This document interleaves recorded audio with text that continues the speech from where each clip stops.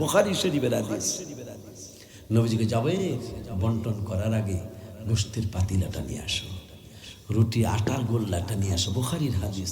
থুথু মুবারক মারলেন সাহাবীরা, একজন আর একজনের ধাক্কা মারা কয়, জীবনের শ্রেষ্ঠ গোশত খাওয়া হবে আজকে, জীবনের শ্রেষ্ঠ রুটি খাওয়া হবে আজকে। যারা দেখে নেই, কারণ 1000 উপরে সাহাবী দাওয়াতি খাওয়া আছে, মাত্র 20-30 জনের খাওয়া, নাহলে অতিরিক্ত 40 জনের খাওয়া, কিন্তু প্রায় 1100-র কাছাকাছি সাহাবী এরা খাইব। নবীজি কয় না, এখন আল্লাহ বন্টন করো। সাহাবীরা কয় জীবনের শ্রেষ্ঠ তরকারি হবে আজকে। তা যারা দেখেন এই থুথু মুবারক মারতে, এরা কয় ভাই মশলাটা কি? এই মশলা দুনিয়ার কোনো মার্কেটে পাওয়া যায় না।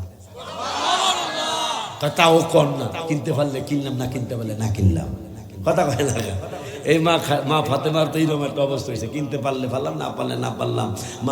মা ফাতেমার সাথে এক ইহুদির মেয়ের সম্পর্ক ছিল, তাই ইহুদির মেয়ের বিবাহ হইব। তাই বাবা কয় তোমার বন্ধু বান্ধব কারে দাওয়াত দেবা? আমার কোনো বন্ধু বান্ধব নেই, একজন বান্ধবী আছে ফাতেমা। কয় তার বাপে গরিব, হ্যাঁ গরিব, এরা এই আমার অনুষ্ঠানে আয়া এরা কোন লজ্জা দিব, লজ্জা পাইব, এইটা বাদ দাও, অন্য কোনো বান্ধবী আছে কিনা? কয় বাবা স্পষ্ট জানাই দিলাম, ফাতেমাকে দাওয়াত না দিলে আমি এই বিবাহে কবুল করব না।